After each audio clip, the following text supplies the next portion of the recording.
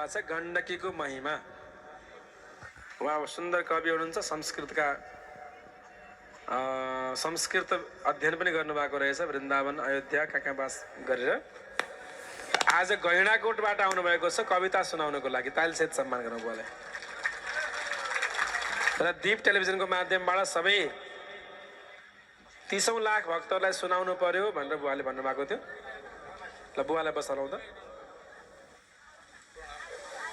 ल बुवा कुर्सीमा बस्नुहुन्छ बुवा, ल बस्नु।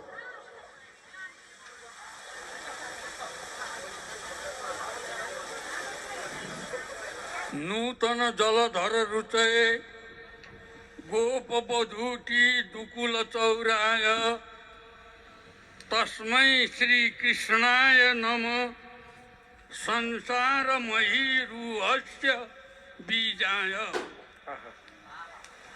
राधे, आज म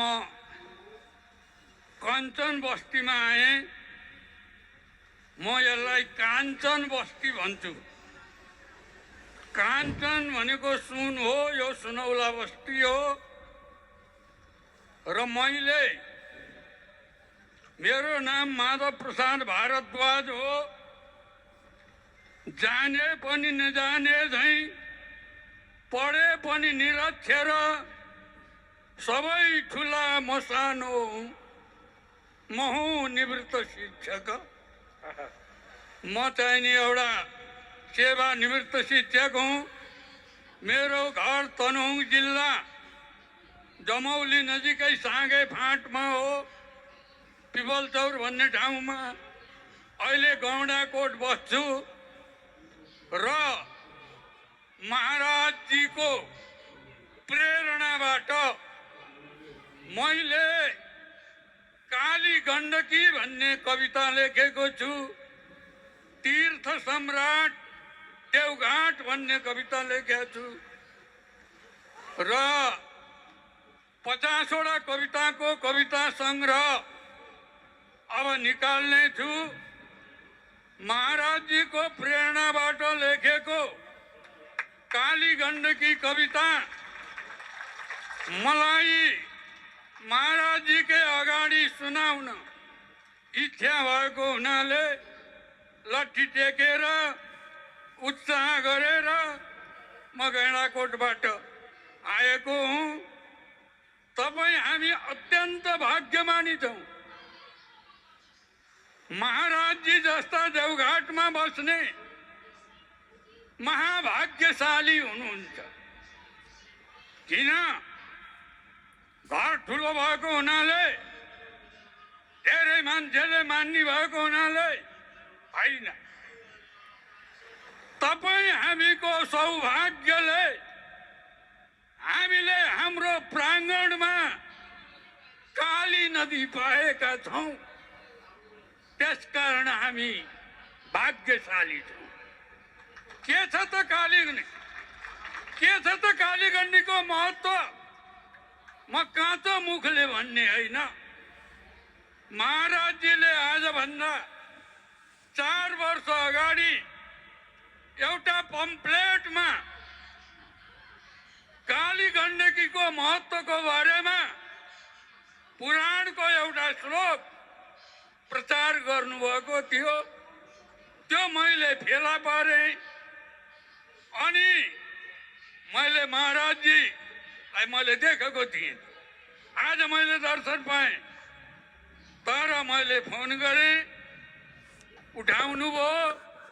काठमाडौँमा हुनुहुँदो रहेछ र हजुरले प्रयागे सतता स्नात्वा कुरुक्षेत्रे च नैमिषे कृष्णाभायाम सकृत स्नात्वा फलम तुल्यम लवेदिय। यो श्लोक लेख्नु भएको थियो। त्यो कहाँको हो मलाई भनिदिनुहोस् भनेर भनेपछि स्कन्द पुराणको गण्डकी महात्म्यमा चाहिँ नि त्यो श्लोक छ, हेर्न पर्छ भनेर भन्नुभयो। अनि मैले स्कन्द पुराण खोज्दै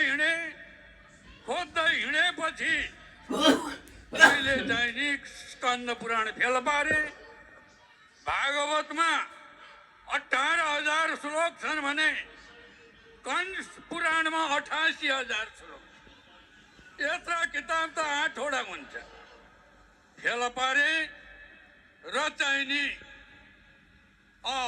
कति अध्याय 55 को श्लोक 76 पृष्ठ 492 त्यो चाहिँ नि त्यसमा मैले फेला पारे र काली गण्डकीको महत्त्व यस प्रकार लेखेँ कि प्रयागमा गएर 100 चोटि नुहाउँदा जुन फल पाइन्छ, कुरुक्षेत्रमा गएर 100 चोटि नुहाउँदा जुन फल पाइन्छ, नैमिषारण्यमा गएर 100 चोटि नुहाउँदा जुन फल पाइन्छ, त्यो फल काली गण्डकीमा एक पटक डुबुल्की मार्नुभयो भने फल पाइन्छ। यो मैले भनेको होइन, शास्त्रले भनेको हो। र कविता यस प्रकार छ। हेर्दा स्कन्द पुराण खण्ड हिमवत काली नदी खण्डमा हेर्दा श्लोक त्यहाँ 76 थियो अध्याय 55मा काली एक प्रयाग स्नान सयमा देखिन्न केही अन्तर नेपाली अनुवादकारक बने वेणी स्वयं माधव श्री दामोदर कुण्ड मुक्ति दुईटै मानिन्छ काली शिर काली पाउँछ देवघाट तलमा काली सफा सुन्दर श्री नारायणको छ मन्दिर यहाँ श्री मुक्तिको क्षेत्रमा हुन्छन् हर्ष विभोर कृष्ण भगवान काली नदी काखमा काली शान्त पवित्र सुन्दर नदी काली स्वयं राधिका हुन्छन् उत्तर वाहिनी यदि भने हुन् मोक्षकै साधिका काली जसले स्नान गर्यो जसले स्नान उत्तर वाहिनी गर्यो त्यो नै महापुण्य हो लाखौं पायौं दर्शन गर्न लाख कृष्ण भगवान यो नै अहोभाग्य हो उत्तर वाहिनीमा जानुहोस् 1 लाख कृष्ण भगवानको दर्शन गर्न पाइन्छ काली शान्त पवित्र सुन्दर नदी कालीको जल नै पवित्र जल हो छन् कृष्ण लागौं यहाँ काली कृष्ण बनाऊ सिन्धरगढी छन् चक्र पाषाणमा कालीको जल बिन्दु मात्र मुखमा जसको पर्यो अन्त्यमा त्यो मान्छे सब पाप मुक्त हुन गई पुग्ने छ वैकुण्ठमा कालीको र त्रिशूलको जल मिली नारायणी देखियो हुन्थ्यो मुख्य त्रिशूलकै जल भने भन्थे शिवा नाम हो काली मुख्य हुँदा पवित्र जलको नारायणी नाम हो जे हो मुख्य त्यही गएर जलमा नुहाउन् महास्नान हो जय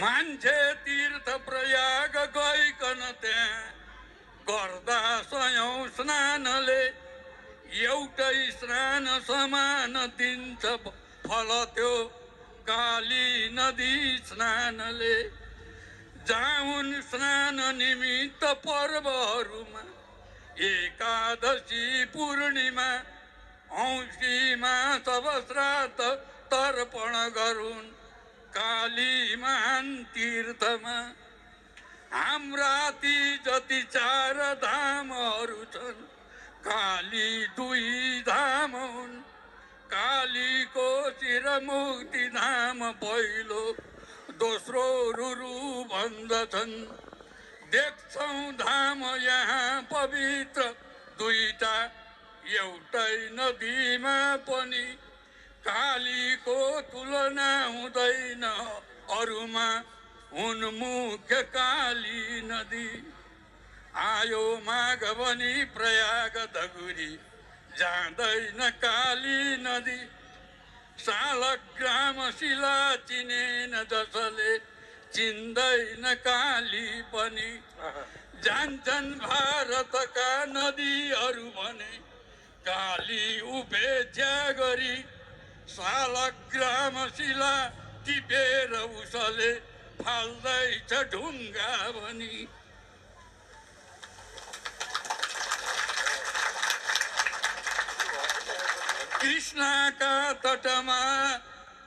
कृष्णका तटका ठुला पनि लगे ढुङ्गा अयोध्यापुरी काली भित्र अथा शक्ति नभए पोलान्छ ढुङ्गा पनि कालीको महिमा बुझेर अरूले लाँदैछ ढुङ्गा पनि नेपाली किन हो भएर नजिकै जाँदैन काली नदी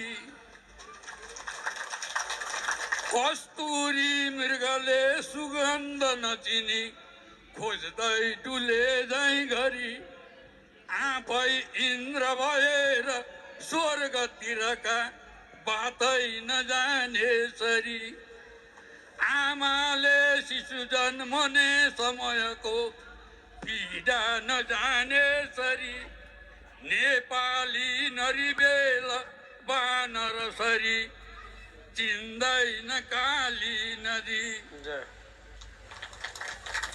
काली स्नान गरेर पुण्य थलमा बस्छन् भने मानिस त्यसको पुण्य बगान गर्न सहजै सक्ला र को मानिस भाग्छन् पापहरू सबै तरका काली नदी स्नानले काली मोक्ष प्रदायिनी हिम नदी पायौं अहो भाग्यले सालग्राम शिला असंख्य रहँदा छन् बिन्दुमा सागर गङ्गा सागर धाउँछौ किन यहाँ काली महासागर काली तीर्थ गयौ कुनै दिन भने जान्छौ कहाँ आखिर मान्छे अमृतले अगाउँछ भने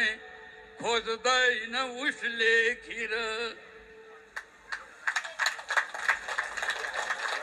हुन्छन् कृष्ण जहाँ लखोज अब गई पाइन्छ त्यही ठाउँमा बस्छन् कृष्ण शिला बनेर अहिले काली नदी काखमा नौनी चोर र चित्त चोर चटकी खोज्छन् सधैँ राधिका सालग्राम बने श्रीकृष्ण भगवान काली बनिन् राधिका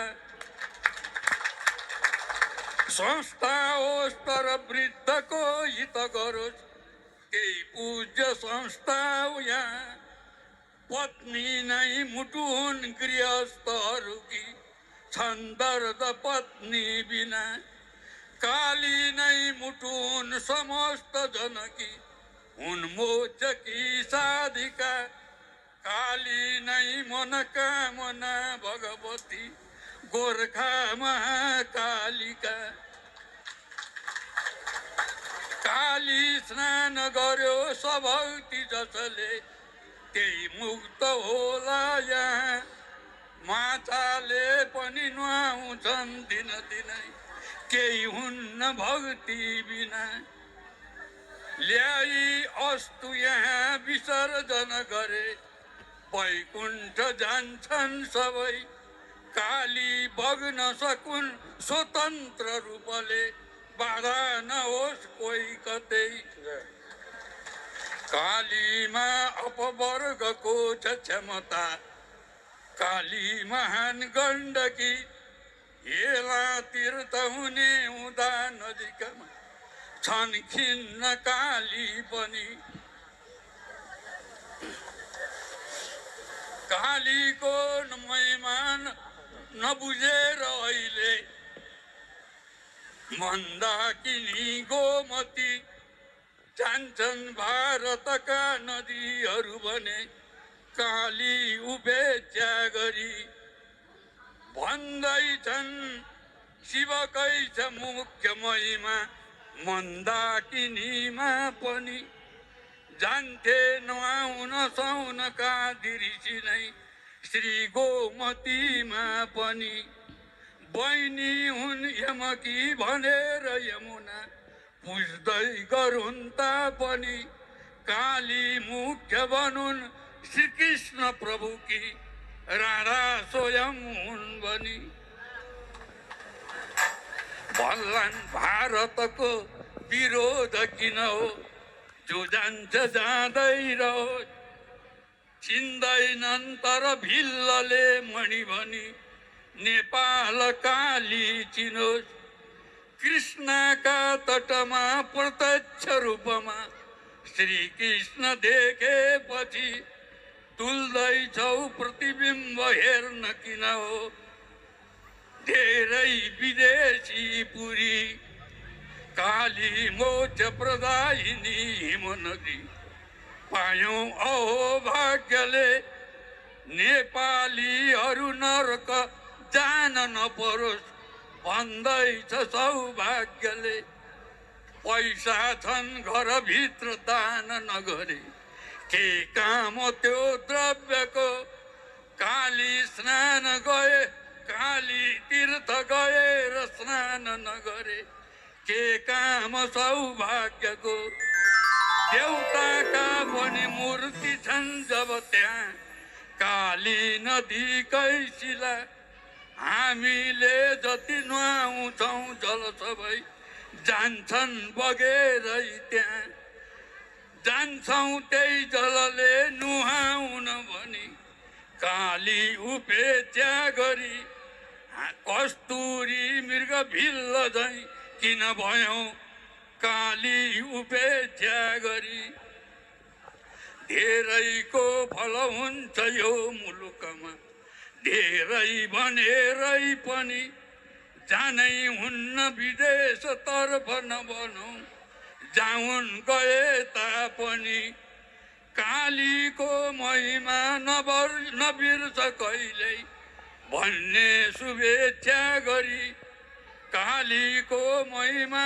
उजागर गरे जानुन् सबैले भनी काली एक प्रयाग स्नान समयमा एकै दुवै हुन् भनी हाम्रा शास्त्र पुराणमा वचन छन् मान्दैन माने पनि कृष्णका तटमा प्रत्यक्ष रूपमा श्री कृष्ण देखेपछि मान्नै पर्छ समस्त हिन्दूहरूले काली महान हुन् भनी हस्त धन्यवाद। म खुसी छु महाराजजीको अगाडि काली गण्डकीको महात्म्य मैले भन्न सकेँ। हस्त सबैलाई धन्यवाद। विशेष धन्यवाद छ बुवालाई। बहुत मिठो अत्यन्त सुन्दर शब्दावलीहरू कविता काली नदीको बुवा यता हुँदा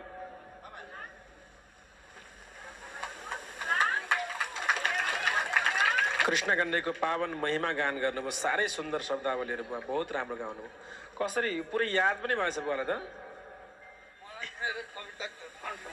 पुरै कण्ठ। जय जय होस्। ताली सहित सम्मान गरौँ। अब भने आउनुहोस्, हामी लगभग कार्यक्रमको अन्तिममा छौँ।